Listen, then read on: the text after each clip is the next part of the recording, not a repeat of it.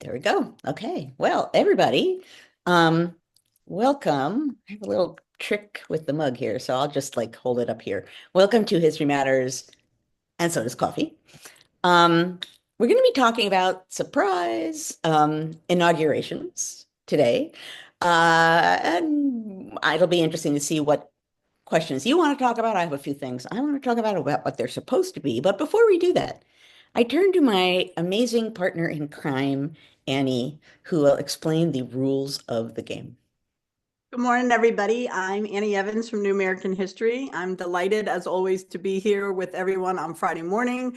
We will have a great time. Many people are already engaging in the chat, but if this is your first time tuning in, you picked a great time to join us. This is how it works. Joanne's going to talk for about 30 minutes about today's topic, which is inaugurations. And then I will come back in about a half an hour. I will be looking for your questions about today's topic down below in the Q&A. That's where to put your questions. And we'll be back in a little bit. And I'm going to say two things before I plunge in here. Number one is if you are here for the first time or one of the first times, please go into chat and tell folks because you will get a robust welcome from the amazing community that has built up around History Matters, which we have now had 250 episodes. 250 episodes. And so along those lines, I'm going to mention now, and I'll mention it again at the end, to celebrate the fact that we have now shared 250 episodes. This evening, we're going to have History Matters and so do cocktails. At 7:30, you can go to the same URL if you're watching through right now through the National Council for History Education website. You can go right back to the same place and you'll see that there's a special link that says, click here for the 7:30 cocktail get together tonight. And if you're watching on Facebook, you will have to go to the NCHE URL, which I will repeat at the end, ncheteach.org/conversations. But I'll do that again at the end because I always do that at the end. At any rate, so for those of you who want to come back this evening, we are going to celebrate 250 episodes. I say this all the time that I can't quite believe how long we've been doing what we've been doing here. And yet I can, because this community is a really, really amazing community. And that's the proof that we have been here for so long talking about history and politics. Now, obviously, this week it was not so hard to decide what it is that we should be talking about. The inauguration is coming next week. And so it seemed like a good time to talk about inaugurations generally, why we have them in the form that we do, what it is that they're supposed to accomplish, what it is, generally speaking, that they have accomplished in the past, to help us with what's to come and whatever the heck it is we're going to see with this new inauguration of a new and old president. Old meaning he's been president once before. I'm not throwing shade yet. At any rate, so inaugurations, let's talk about what they are, what they mean. First of all, Article 2, Section 1 of the US Constitution mentions that the president has to take an oath of office at the start of their term. And in a sense, you could argue that the reason why we have Inauguration Day is that simple fact, is that the president needs to take an oath of office. Worth remembering, and worth remembering not just for the inauguration, but more generally when thinking about American civil servants of all kinds and military officials as well. Oaths. Oaths mean something. They're rituals, but they're rituals that require you pledging, in a sense, your honor, usually on a Bible to God, that you are going to defend the Constitution, serve the American people. They matter. They seem antiquated and quaint, I think, to us, oaths. And yet they certainly mattered and have mattered throughout history. They still matter now, and we should remember that going ahead. But at any rate, that's the kind of starting point of what an inauguration was originally and was supposed to be. Now, from the very beginning. So George Washington, first president, spent a lot of time, as did his contemporaries, trying to figure out ways to prove that a president wasn't a king.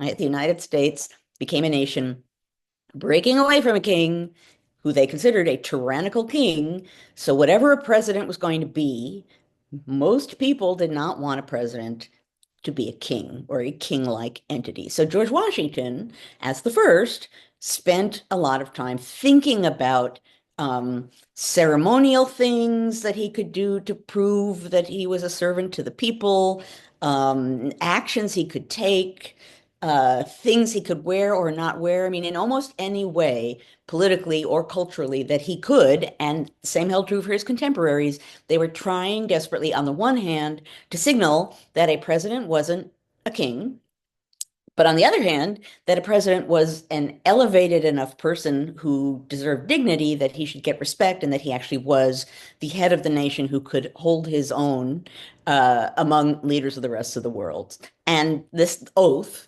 was like the most basic thing, right? That there needs to be an oath. But what's interesting about the oath, from the very beginning, it was assumed and actually stated outright, the oath should happen in public.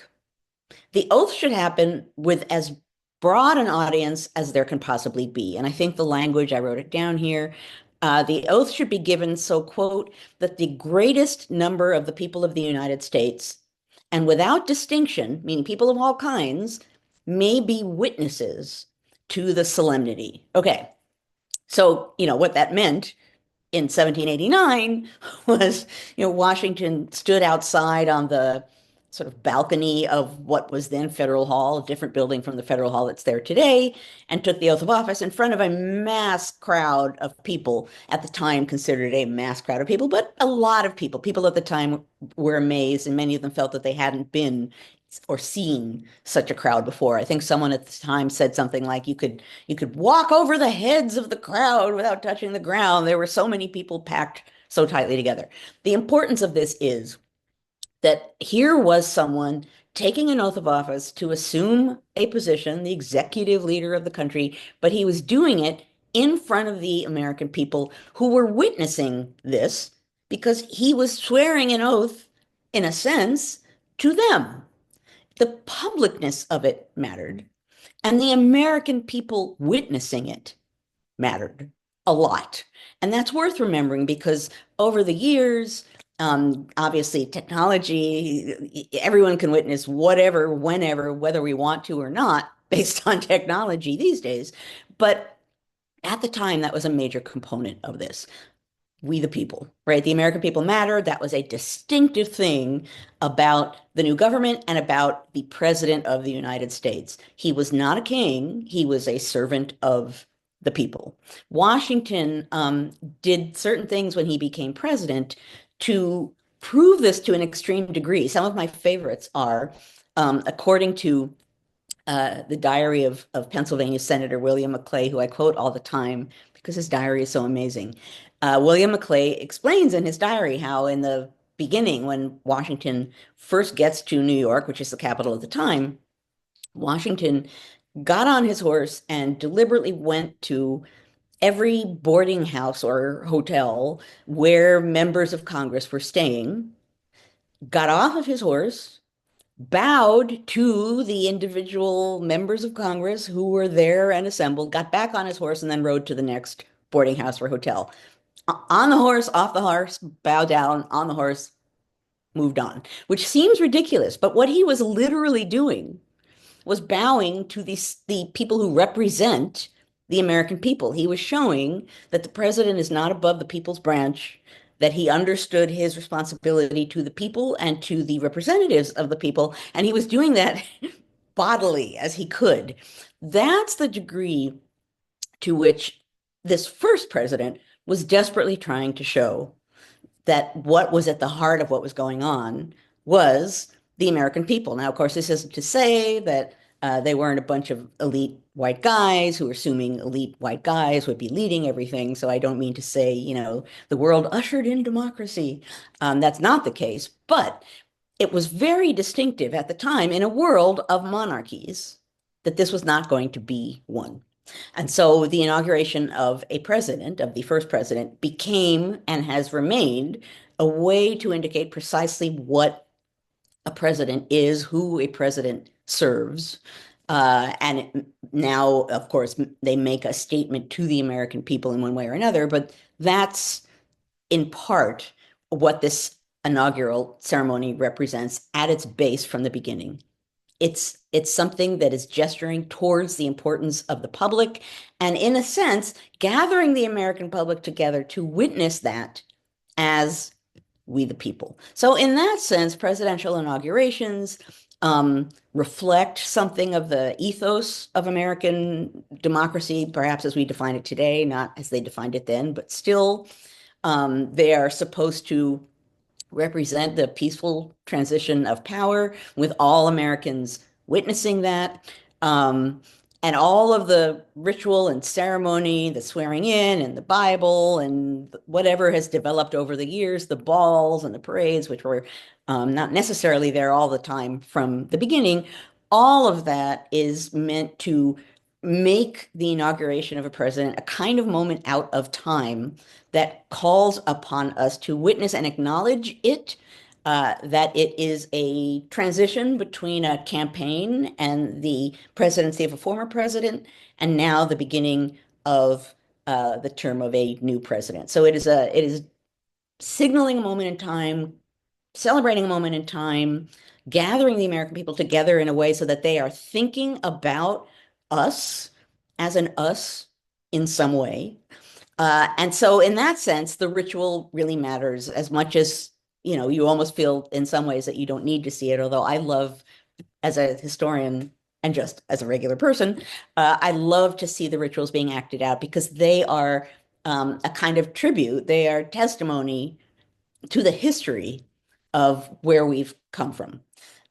Rituals are ways of planting the present, not just looking ahead to the future, but reminding us of the past. Rituals are something that connect us to the same rituals being done over and over again. And so, in the same way that I think inaugurations supposedly bring us together as witnesses, they do, I think, join us with our history, with our past. We're seeing something, or certainly some events and rituals that are seemingly timeless, deliberately timeless, the same virtually every time, reminding us of the fact that this, on the one hand, is a moment in time, and on the other hand, is one of many moments in time that together add up to who we are as a nation.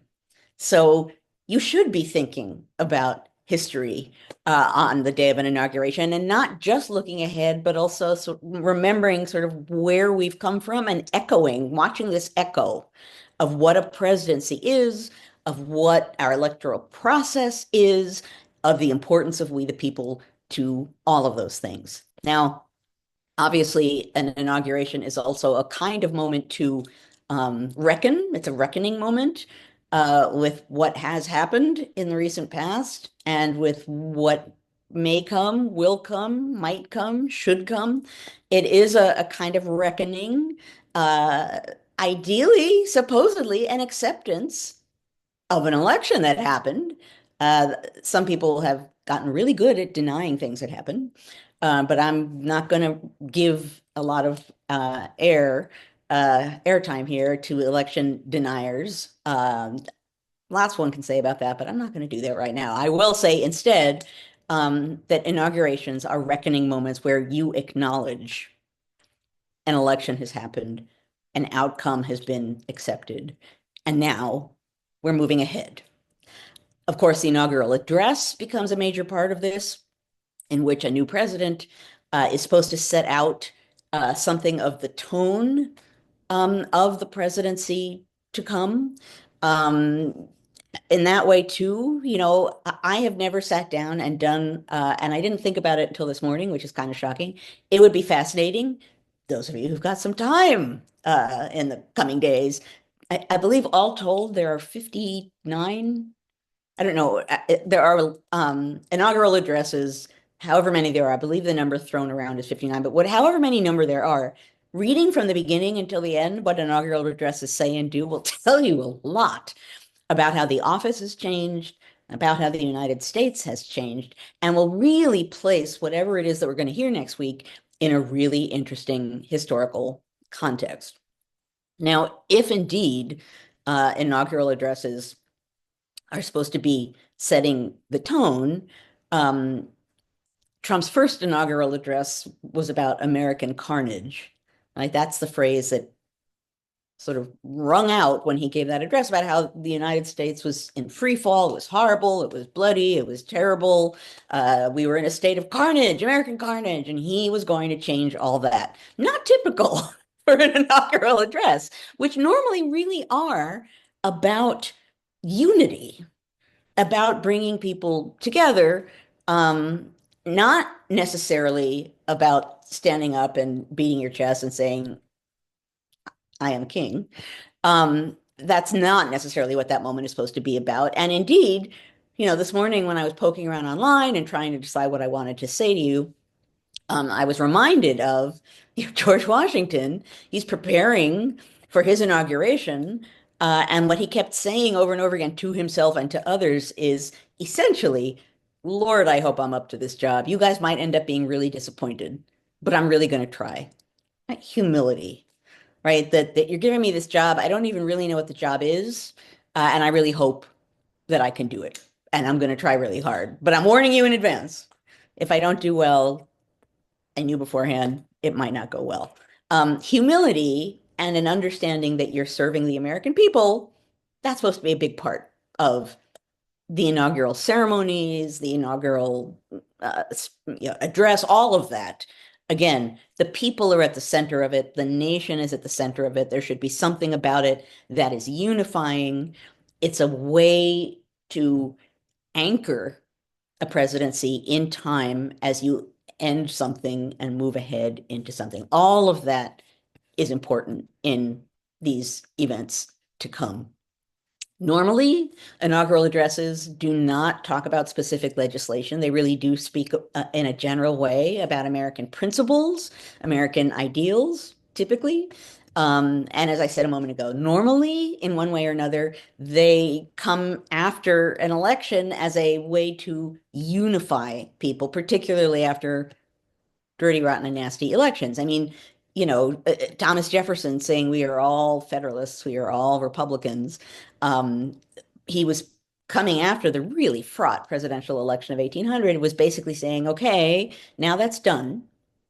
And now that that's done, we are all Americans. So let's move forward with that in mind. And at the time, when you read how Federalists, anti-Jeffersonian Federalists, received that message and that idea, you see a lot of powerful Federalists essentially saying to each other, okay, let's see. Let's see what's going to happen. It really, that as a presidential election and as an inauguration was striking because it really did represent the first.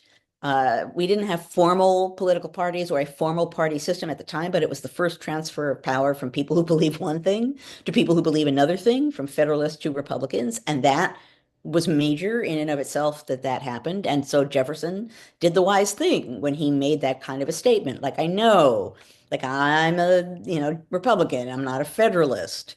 But we're all Federalists, we're all Republicans. We should come together now and move ahead together. And the Federalists, he wasn't blowing hot air, right? He wasn't saying that because he felt like he should say it. Again, at the time, they didn't assume that there would be a permanent two-party system. They assumed, wow, that was really ugly in the late 1790s. We shouldn't do that again. And he was signaling that and saying to people, now we come together. And the Federalists, at least for a time, were willing to sort of step back and see. It didn't last a super long time, the step back and see. But the fact that they were willing to try shows you the spirit of what an inauguration can be, or certainly was at a time before we assumed that our entire political system is structured around political parties. So this is what we're going to be coming up and seeing next week. Now we can talk about this a little bit when we have come to the point where we open this conversation. for questions, answers, talking. Um, I, like anyone else, and I've said this 100 times, and it's almost now at the point where if I don't say this, I feel like I've done something wrong. We live in times of extreme political contingency, meaning we honest to goodness just sometimes have no idea what's coming next.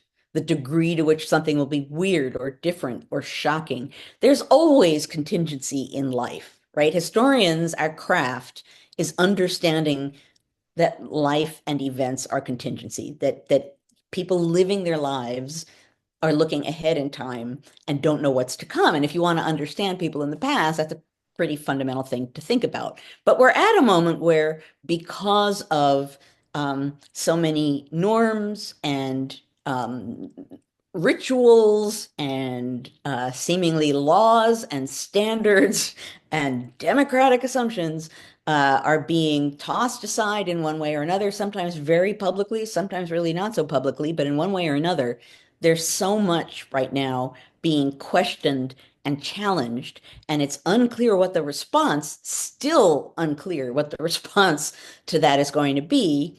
This is a moment of extreme contingency. We don't know. We know to some degree what we expect to see coming down the pike with this new presidency. Absolutely no. Uh, things could be very extreme and they could be somewhat shocking, and we don't know.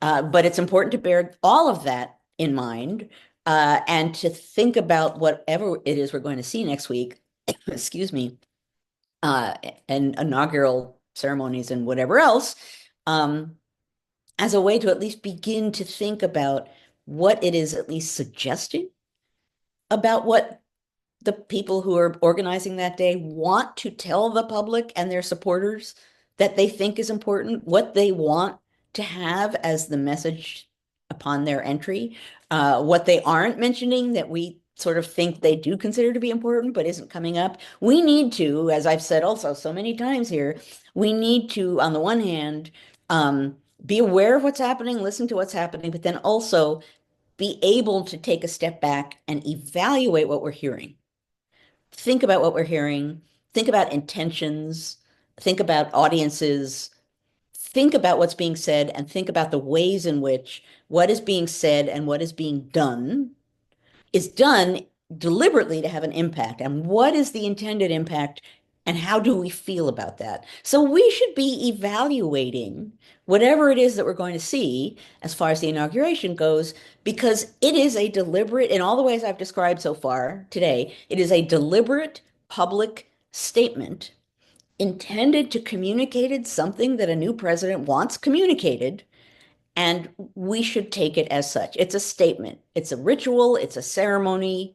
It links us with the past. It does all of the things I've talked about, but it's also firmly grounded in the current moment, and it's going to be speaking to now. And so we need to think about it in that way. And however emotionally we choose to, or don't even choose, but just do respond to the inauguration and everything surrounding it, we need to be able to also think about what we're seeing, right? And think about the implications of it. So, for example, if there were an inauguration and there were tanks and military gear being paraded all over the place during an inauguration, that's a pretty strong statement, right? If there's a major military component to an inauguration, that's a very strong statement. And as much as someone might say, I'm proud of the military, right? A president might say, I'm proud of our military and I want to show it off.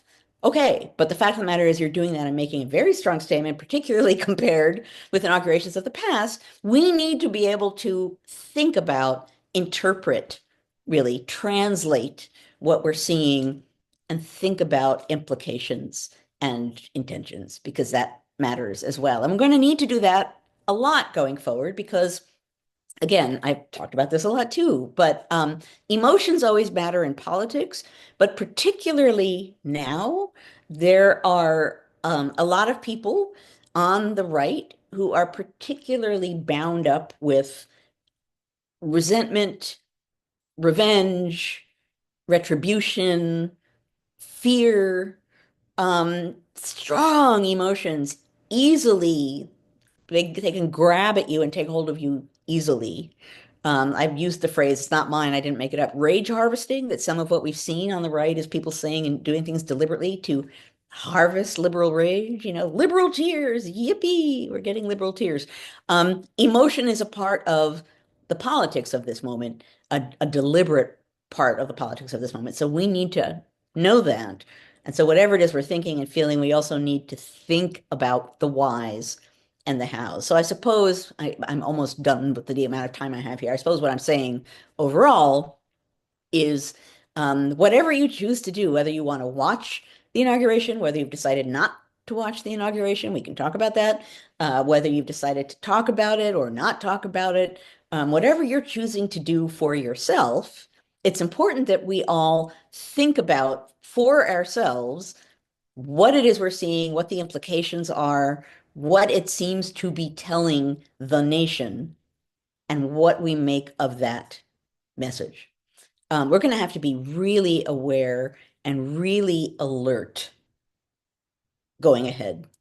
I'm not going to once again start talking about why I think the Democrats need to behave like an opposition party, organizing to oppose as opposed to playing by normal give and take rules. Whether that'll happen, I have no idea.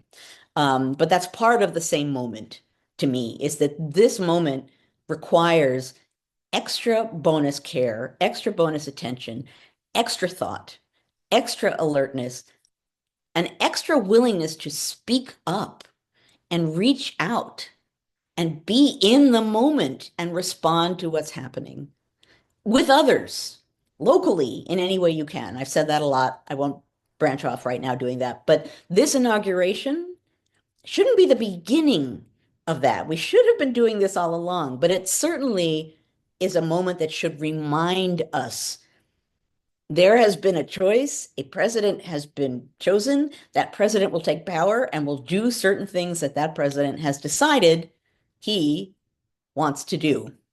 And our feelings about that and whether we calmly sit back and accept it or speak up and stand up if we don't accept it, that's going to be important for us to think about. So going ahead, this inauguration should be a moment for us to all realize we should not sleepwalk going forward. We should stand up and listen and watch and respond and not simply be a witnessing nation. Okay. I'm 1 minute over, but I think I'm going to stop there. Let me, yes, mug, mug, mug. There are some of you here who I know are new, so let me explain what is going to happen next. Um, so for 250, I guess this is our officially 251st episode. I've had a mug that represents in one way or another the theme of what's being talked about. I do not have 251 mugs. But people give me mugs and I had a lot of mugs, so I got a lot of mugs. So this is a new mug that does represent what I'm talking about today, but I need to explain it briefly because it's a double whammy message mug. So I believe that this is from Dale. And Dale, if you're here, right? So Dale, I think, Mhm. gave this one to me. So I picked it in part because it's kind of a George Washington esque early president sort of representing, inaugurations as moments where ideally you're showing that you are a servant of the people. That's good. But it's also supposed to represent Benjamin Brown French, who was the kind of star of my most recent book, who I called Benjamin Bunny for 17 years because I couldn't remember if it was Benjamin French Brown or Benjamin Brown French. But I knew Benjamin Bunny was a Beatrix Potter character, so he became Benjamin Bunny. And Benjamin Bunny was someone who was very aware of what was going on with the presidency, who was, knew many presidents, was someone who was, even a collection of some of his diary put out, and the title is Witness to the Young Republic. He was a witness. And so he was doing also what I'm sort of asking us to do here. So in two ways, the Benjamin Bunny mug that Dale sent, thank you, Dale, seemed to me representative of where we are today and whatever it is we're going to see next week. And let me turn on chat because now I can't see what you're saying. I'm just like, Peter Rabbit, Beatrix Potter. Okay, wait a minute. Opening People are chat. admiring the mug. Is there anything on the back, like when you turn it around, is there more picture or It's all Benjamin Bunny. tail? Or is It's that a all, feather? no, Oh, that's no tail. it's a Just pen. a Okay. quill pen. Yeah. Okay. So Adorable. I couldn't drink out of it when we were speaking because this Right, does because the mug holder was too short. this morning I panicked. I was like, my mug cover will not cover the mug. So anyway, that is I know this is a lot of coffee. It is not full. But at any rate, okay. Let us open things up. As Annie said at the beginning, send questions via Q&A. Although the chat, there you go, Dale, there's Dale. It's a latte mug, so it's the right size. Yeah, but I'm not a latte woman. I'm a straight coffee person, so I'll just go through the ceiling. Um, We've got 13 questions. Let's see if we can clear the deck. okay. Our good friend Freda from Erie, PA, says, if some past presidents were not married or widowed, who held the Bible? I think she means for the swearing in. Oh, that's a good question. Um, well, I think it varied. I mean, Martha Washington actually was not there for Washington's inauguration. She was back at Mount Vernon, and I think Robert Livingston. I mean, I think an official. I think that varies. I don't, and I actually don't know. You guys are so quick to research. It would be worth finding out. Is there a moment when that became a norm? I don't know that. Um, so Daniel said, Apparently, "Watch kids just can look it Melania up. again for showing up." I'm sorry, what? Maybe Carolee students can help us look it up. Yes, indeed, if they're watching. Okay, Carolee, you have homework this weekend. Okay, Dave, our good friend Dave says oaths mean something. They matter. Who judges if a president violates the oath of office? Is the punishment to violate that oath impeachment? And along the same line, what is the punishment for taking emollients? What happened in the first Trump term seems like these are norms now, not real consequences. Well, right. So that raises the issue, raises several, but one of the issues it raises is nothing means anything if it's not enforced, Mhm. right? You have norms, you have laws, you have rules, you have standards. They're pretty clear. And if they're not enforced in any way, they don't end up mattering very much. You have a vague signal. There you go, Robert Livingston, Chancellor of New York, administered the oath. That's what I thought on the balcony of Federal Hall. At any rate, none of this matters if it's not enforced. And we're living at a moment where we have the sense, uh-oh, like this shouldn't be happening this way. Huh, period. I've said many, many, many times before that we live in an age when we are in a crisis of accountability. People aren't being held accountable for things that they should really be held accountable for. And in some ways, this presidency coming up is a supreme example of that. And that holds true again for people who are doing things that they clearly are not supposed to be doing. And not only is no one holding anyone responsible, they're making it pretty clear they're not interested in holding anyone responsible. And if that's the case, human nature, you're just going to keep doing whatever you want to do because it doesn't matter. You're not held accountable for it. So we are in that moment. We are in that moment where um, we're watching what happens when there isn't accountability. Again, I don't think we should sit by and say, darn, too bad that person wasn't held accountable. And I've talked before, and I know many others have as well, about how on even a local level, you can hold people accountable. You might not be able to hold a president accountable between elections, but you can hold people accountable, public servants who swear an oath you can hold them accountable for what they've said they should do or what they shouldn't be doing. And on a local level, your small voice can be a loud voice. So I guess along with being aware and alert, I would say thinking about the fact that these people, whether they want to be accountable or not, are. The question is, what can we do to make that message loud and powerful and remind other people of it as well? Oaths do mean something.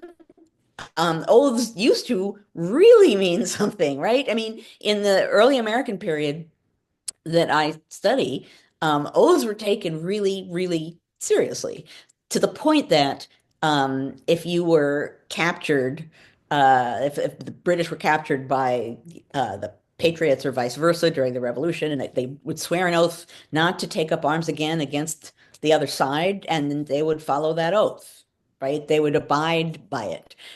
We have people in office, public servants now. They stay in office presidency after presidency after presidency after presidency because they're not political appointments. They're not partisan. They are there to serve the public and do the job that they are doing. They are there because they have political expertise. And generally speaking, new presidents don't boot them out because they're not loyal enough, because their job isn't about being loyal to one still man. Their job is about serving the public in a position, and they take oaths to do that.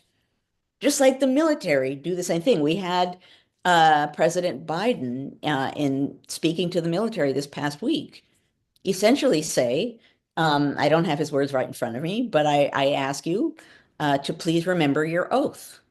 That's a terrifying thing for him to have said. What he's saying is you swore an oath to serve the American people, not to serve one person, not to follow a commander in chief into crazy activity. Remember your oath and remember who you're serving. For a president to say that as they step down at the beginning of a new inauguration, and for him to say that not for partisan reasons, but just as a straightforward statement, that should be alarming. It is. But again, it's the oaths matter. And some people might not think they do. Some people might think they mean nothing. But I think a lot of people who take those oaths they matter intensely. I think I mentioned this once before. I took part in like a 2 or 3 day symposium about democracy at Mount Vernon a couple of years ago.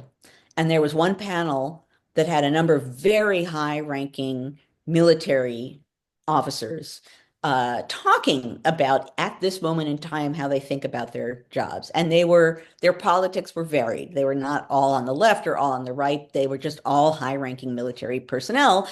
And they all said the same thing. And some of them said it emotionally, visibly emotionally. And what they said was, we believe in that oath.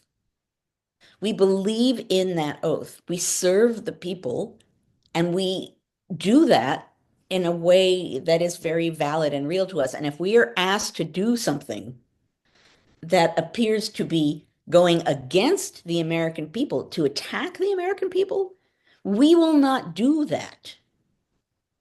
Oaths matter. And even if, we can say, oh, it's an antiquated custom, for many people, and I guess I would count myself as one of them, if I swear an oath on a Bible or on whatever, on something that I consider holy or valuable, I'm going to take that seriously. And I think that's true for a lot of people. And I don't mean to be kind of Pollyannish in saying that, but I believe that, and I'm going to hold on to that as we see what happens as we go ahead. Yeah. Okay, our good friend Francesca from across the pond, who's nursing a cold. So we hope you feel better, Francesca. She's asking, what obligation do former presidents have to attend inaugurations? Is it just an expectation, or is there some more formal obligation for them to attend? I mean, I think this has to do again with norms. Whenever I say norms, I just think of Cheers. Norm every single time. I'm sorry, I had to say it. Nope, I just had to say it. You gotta say it. I think there are expectations, but I think from the very beginning, it's been unknown who stays or who doesn't or why they do or don't. I do think Michelle Obama stating that she's not going to be there is a strong statement. Does she have to be there? Is it like a great violation? Not necessarily. There have been presidents who didn't attend the inauguration ceremonies of the people elected after them. It varies throughout time, but it matters. It's a decision, and it's a visible decision.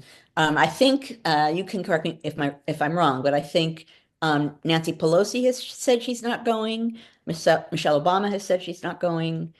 I think AOC said she's not going. I can't remember, but I think a number of powerful women women have said that they're not going. Um, Correct on Pelosi. Yeah. So is it a violation of some horrible norm? It's not horrible, but it's a statement. Not a new statement, but it is a statement. Uppity women unite. There was something I wanted to respond to a moment ago. Is this true? Biden declared the ERA amendment ratified. What, Kay, what did you just, is there just been a statement about the ERA now? Like right now? Oh, maybe like while we were on this. What, that's, yet this morning, yes. Well, Hmm, wow. Big someone breaking news. a few minutes ago, And we'll put the link in 3 seconds. yes, put the link in. This is, Yep, yeah, the yep. White House briefing room statement. Mm. This is Biden's going out with a bang, y'all. I know, I know. This Right. this reminds me of the opposite. I was here with you guys when Roe was overturned. I know, right? Yeah. So anyway, okay, well, interesting. Biden says ERA of the Constitution is ratified. It is law. What happens next is unclear. Okay. Someone up earlier also said oaths are about restoring or preserving, I guess would be better, integrity. And yeah, that's what oaths are about. Okay. I had to pause for a moment because it was like, wait, what? ERA? So okay. Yeah. So Lori Wong was kind of adding on to a previous question. She says, I think we forget that these O's in public mean that there's accountability to the people, which Joanne already said.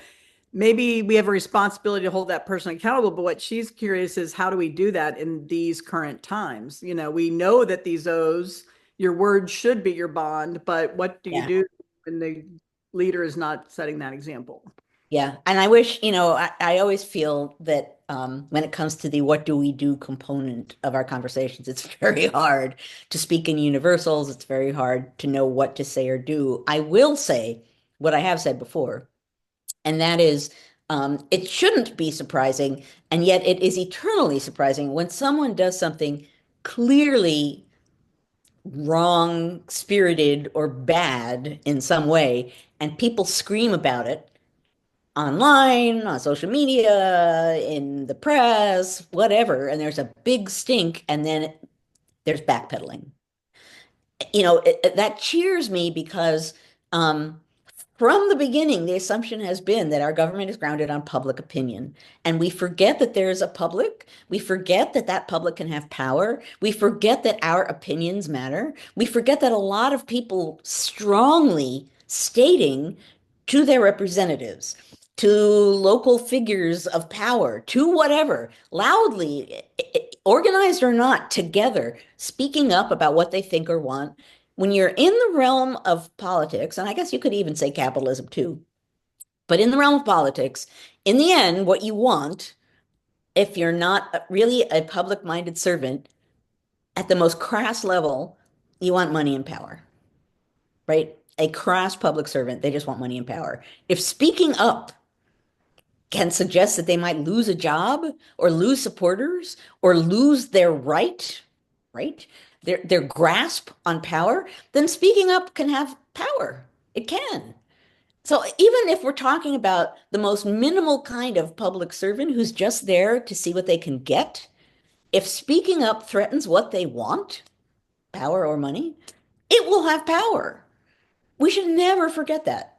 We should never forget. We should never feel like I'm one person, why does it matter? Because in recent years, think about, I mean, I didn't look up timing of things, but on healthcare, for example, when there were discussions about healthcare being pulled back, there was a big outcry and there was backpedaling. So any of the backpedaling that we've seen recently in response to people screaming out about something, that's a good thing, right? That's a reminder that even if it feels pointless, that being loud and standing up and getting others to be loud and stand up with you and pushing back and stating your rights, standing up for your rights, all of these things sound minimal and they sound individual and they sound powerless. And I don't believe they are, but they are if you don't believe they have any power. We have to be so much better. Not only do the Democrats not only would it be wonderful if Democrats in power in some way, maybe just the younger generation understood that they need to be opposing in a different way, but we do too. We need to be thinking about this political moment and how we're going to behave in this political moment in ways that we have not necessarily done before, whatever that means. Maybe that's actually another discussion. How we can be creative, politically creative in this moment to have some influence in ways that we haven't thought about before or haven't tried before or haven't organized, which I know is a daunting word, but haven't done anything deliberate to come together to do something. I think we need to be politically creative right now, as the Democrats should be. Um, I won't give pronouncements, but I think that's an important thing to think about. Yeah. Greg is asking if you could comment on examples of protests that occurred simultaneously during inaugurations in the past in the United States. You mean, have there been protests in the He's past? asking, yeah, if you could comment on some examples of that. I know I read something yesterday that the National Park Service said they had approved or received and approved less permits this time than the previous Trump inauguration 2016. I read Yeah, that. I mean, so, this also gets back to um, rights as Americans, right? We have the right to petition our government, we have the right to protest. Violent protest is a different thing, but peaceful protest, yeah, we have that right. And there have been protests of various kinds in the past, and the response to protest is revealing, is telling, and can be alarming, right? Um, I'm not a gambling woman, but if I were a gambling woman, I would bet that there's going to be protests of various sorts in various places on the day of the inauguration. The question is what happens, right? That what should happen is that if they're peaceful protests, they are allowed to happen.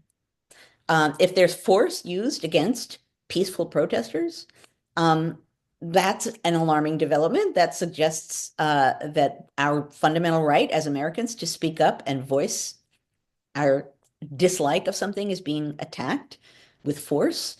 Um, that would be, talk about having an inauguration day reveal something or tell you something, that would. There should people be able to protest on an inauguration day? Yeah, they should. Should it be allowable for a flag to fly at half-mast in tribute to a president who has just died? Yeah. Is that a form of protest? Doesn't have to be. It's a form of respect, but if you take it as a form of protest, it should still be allowable. Like that an inauguration is about a moment. It's about a presidency. It's about a transition. It is actually not about one man.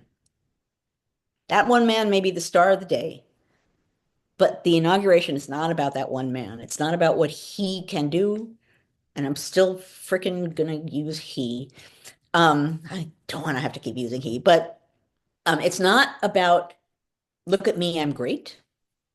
It's about, okay, now you've given me this gift of being the president of the United States. I will stand before you and thank you and give you a sense of what I want to give the nation going ahead. It's not about a president, it's about the nation. An inauguration is a national statement, a national celebration. It's a national offering from a new president. Different presidents have acted that out in different ways. But it's important to remember that it's not a moment for someone to bang their chest and wave their arms around. That's not what a president is, and that's not what an inauguration is. Inauguration, a beginning of a new term with new meanings and new actions. What is this person? What are they at least going to claim to want to be doing and want to be representing going ahead? That's what it's about. It's not about one person. That person is not standing up there taking that oath and making that speech because of anything they did alone at all. The only reason that that person is there is because a lot of Americans got together and put that person there. So everything that happens surrounding the inauguration this coming week, that's about the American people. For better and worse, a lot of Americans, not a mandate, not a sweeping majority, but a lot of Americans gave this person power. That person has power because of the American people.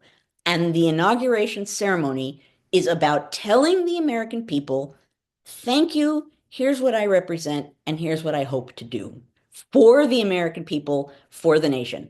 At its most basic, that's what an inauguration is and should be. So if a president gets up before the nation and says, I alone can fix it, I am the salvation, I am the person who can do all the time, and people who like me and who support me understand that, and people who don't are the enemy.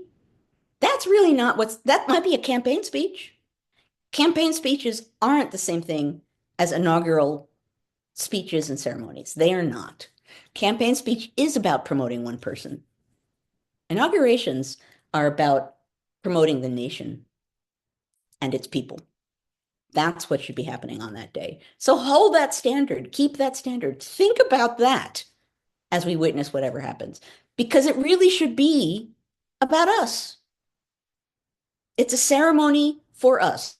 It's being performed for us. It's a person who the American people gave power to, ideally, to serve us. We should be a big part of what's going on, not one person's personality and claim of power.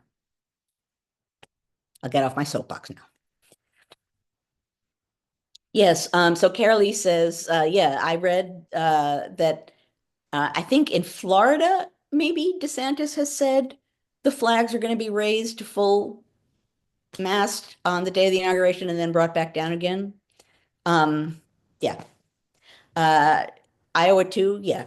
Well, so okay, so if you're thinking about American federalism, meaning that every state gets to make its own decisions about things, and which has become important in the age of Trump in ways that I never thought about it before. I remember once during Trump's first term, still hard to say that, um, that I never understood the Articles of Confederation the same way that I do now, when like every state can do its own weird thing and people aren't sure how much power the national government has. It's like I'll never think of the Articles of Confederation the same way ever again. And I remember all these press outlets were like, explain what you mean. I was like, it's pretty clear.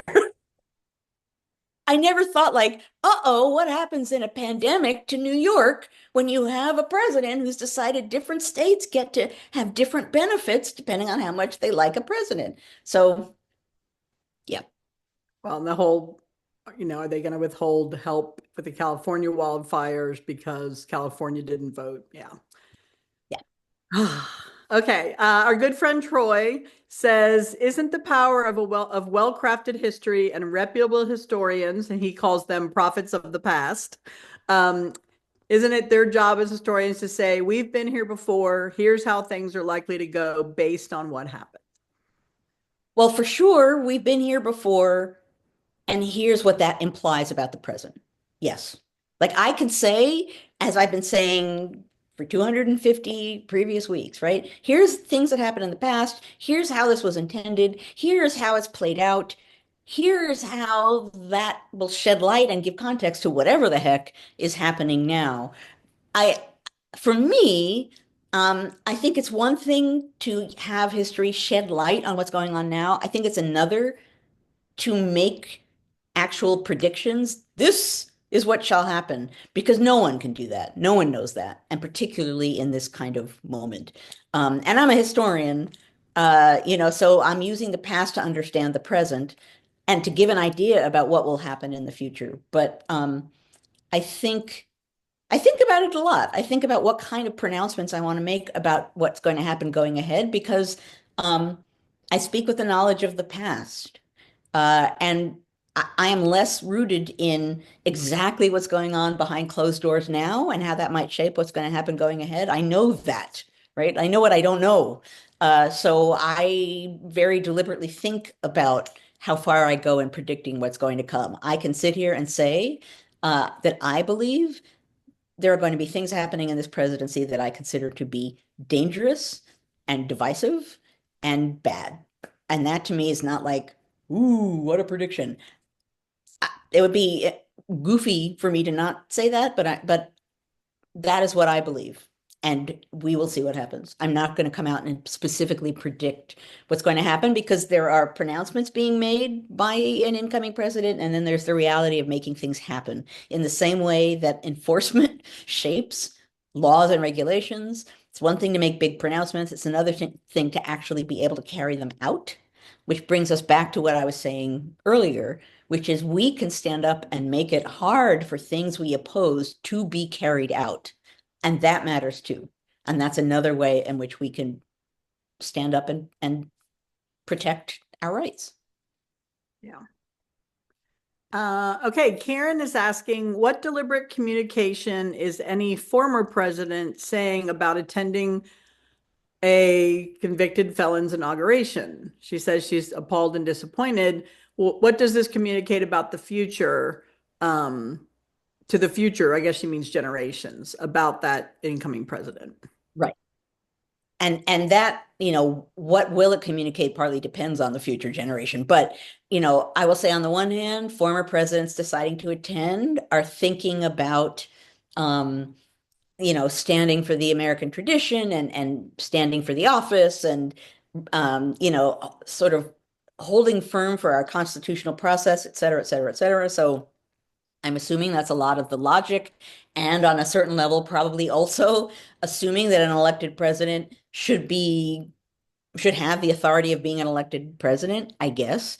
So that's some of what's going on. But yeah, America elected a felon president, and now all of these people are showing up to celebrate that felon who has been elected president. And yeah, that'll have implications and that'll have meanings. And I don't know how the future will interpret them because we don't know what's going to happen when that person takes office. We know on a certain level, but what we don't know, we don't know is how bad it's going to be. And in what ways will people get through this, or at least get well into it and think, yeah, we don't want to do this again. Like, look at that. We gave this kind of person office and it hasn't gone well. But as far as what it means that they're attending, I'm assuming that they are, these former presidents are somehow trying to personally, for their own sake, balance respect for the system and the Constitution in the office versus not wanting to be there and making a statement about how these former presidents who understand the office are not going to respect someone who has shown every sign of not respecting the office. If I were president, would I go to that ceremony? I would probably wrestle with that same decision. I don't know what the decision I would make would be, but I would understand on the one hand, you want to show your respect for the system itself, even if the president is seemingly not a big fan in respecting the system. And on the other hand, you really wouldn't want to necessarily signal respect. I'm even thinking about, will I watch the inauguration and listen to the address? Yes. Will I comment on it as it's happening? Maybe not. Maybe I don't want to give attention to that as it's happening. Maybe I actually would like to watch it and be on my own and think about it and then a little down the road comment on it. Maybe I don't want to be part of an audience giving the pleasure and response of an audience to the person who will be standing up celebrating himself. I don't know. I'm even on that level thinking, I feel compelled to watch it. I'm a historian, and so I feel like I should be witnessing it and thinking about it. But I might choose not to comment on it while it's happening. I don't know. I honestly don't know. We'll see what happens. But I've been thinking about that for days. So yeah. Right, but that's true. But that former presidents have declined to attend the luncheon, the presidential luncheon, and I think that so on the one hand, signaling respect for the office and the ceremony, and on the other hand, not signaling respect for the person by attending the lunch. Okay, so that actually is a statement of sorts. I had forgotten that. Thank you. Yeah. Anyway, we're a couple minutes over. How are we doing with questions? Oh my gosh, we've still got 8. So Oh, maybe wow. And I've been talking Claire like, can put them in the can email them to you, and then if there's, a way to weave them in tonight or something? Oh, I don't that's right. Tonight or know. after Next maybe week. next week, we'll talk about what we saw. I don't know. Yeah. So um, anyway, yeah. So tonight is so let me say a few things. So tonight is History Matters, and so do cocktails, to celebrate our 250th episode. So saw someone say, "Wait, Miriam, isn't it tonight?" Yes, tonight at 7:30. You can go to the same place that you always go. If you've beamed into the NCHE website, ncheteach.org/conversations, and you will see a special link to join the celebration. Click on the special link and you will be there. And we will see what happens when we're there tonight. I have no great plans, but I'll think about it today and I will show up with some kind of plan for sure. But we need to celebrate, folks. We need to come together as a community. And I think the fact that this is happening right now, before next week, I think that's a fine, fine moment to come together as a community that meets every week and engages in the conversation of democracy, which is what we do. And I say that every week. Thank you for being here and engaging in the conversation of democracy as we do, asking questions, um, finding a variety of different ways to engage with the present moment, to ask questions of the current moment, to be here together in this moment and understand that we are stronger together than we are as one. This community is such an example of what everyone can create and have in this moment and should be. I don't even know what the heck that little emoji was. That like fireworks or something? Some weird unknown thing. Just I was like, I see hearts and martini glasses and like, party horns, but there was some weird thing that just went floating up there. At any rate, oh, fireworks. Yes, thank you, Tim. Um, at any rate, so tonight is the cocktail party. Um, oh, there's Liz. See, I never know everyone who's here uh, to attend your master's graduation ceremony. Congratulations. Um, so come tonight with cocktails. I will be with a cocktail in hand. I will. You never know what's going to happen if I'm sipping a cocktail. But at any rate, that will be tonight at 7:30. Um, and next week we'll have our normal episode. What's going to happen now is our after party. What that means is that we will no longer be recording what goes on so that we can be even freer and easier with our conversation than we were before.